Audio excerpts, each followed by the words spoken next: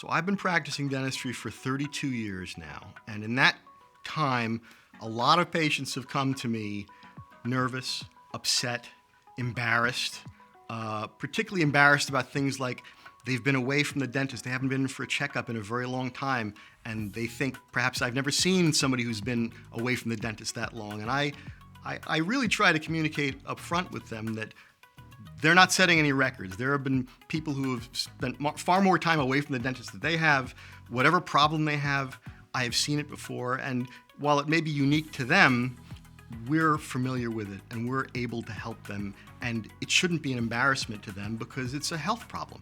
It's essentially a medical problem, and there's a solution to it, and we have to find it.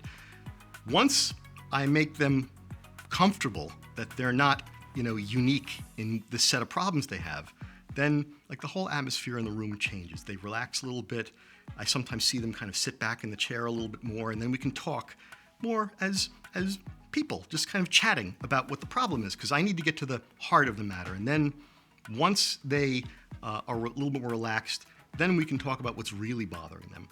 What's the problem that they're really coming in for me to see? It's not their embarrassment about not being away from the dentist, but there's something else.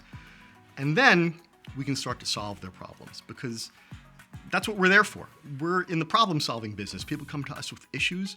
We want to get them healthy and keep them healthy and help them keep themselves healthy. And once we're able to communicate and get them to relax a little bit, that all becomes so much easier and frankly a lot more gratifying, because then I much prefer patients to leave my office much less nervous than when they walked in. That makes me very happy at the end of the day.